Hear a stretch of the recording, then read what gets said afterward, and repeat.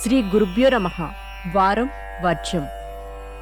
మే 12, 2026 మంగళవారం. శ్రీ పరాభవ నామ సంవత్సరం వైశాఖ మాసం ఉత్తరాయణం వసంత ఋతువు కృష్ణపక్షం రోహిణీ కార్తె. దశమి మధ్యాహ్నం 2:46 వరకు. నక్షత్రం పూర్వభాద్ర రాత్రి 1:13 వరకు. వర్జం ఉదయం 7:46 నుండి ఉదయం 9:21 వరకు.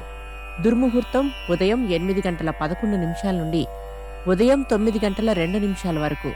మరలా రాత్రి 11:38 నుండి రాత్రి 12:29 వరకు.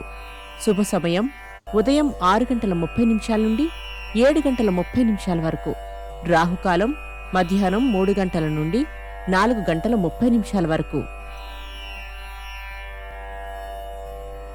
ద్వాదశ రాశుల వారు ఈరోజు చేసుకోవాల్సిన పూజలు. అర్ధనారీశ్వర స్తోత్రం చదవండి. ద్వాదశ రాశులు. మేషరాశి. బాధ్యతల వెనుక ఉన్న క్లిష్టమైన సమస్యలు ఒక్కొక్కటిగా మీ ముందుకు వస్తాయి. వాహన యోగం కలదు. వృషభ రాశి. సంతాన పురోగతిపై పునః పరిశీలన చేసి కొన్ని కొత్త నిర్ణయాలు అమలు చేస్తారు. కుటుంబ గౌరవానికి హాని ఉండదు. మిథున రాశి. ప్రతిష్ట పెరుగుతుంది. కొనుగోలు అమ్మకాలు విషయాలు లాభిస్తాయి. అప్రయత్నంగా పనులు పూర్తి చేస్తారు. కర్కాటక రాశి. కొద్దిపాటి ఒడిదుడుకులు మినహా ఈరోజు సాఫీగా సాగుతుంది.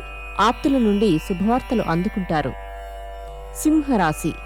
రాజకీయ పారిశ్రామిక రంగాల వారికి యోగదాయకంగా ఉంటుంది.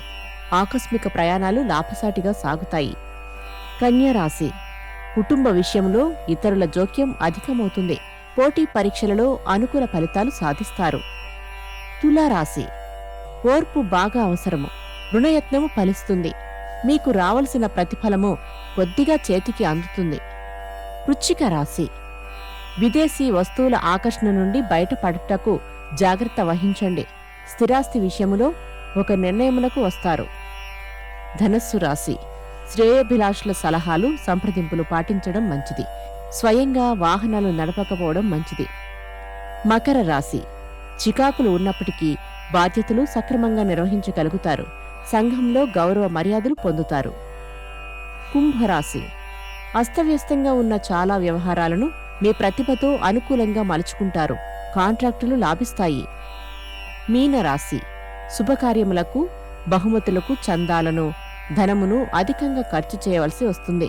మిత్రుల కలయిక. నమస్కారం.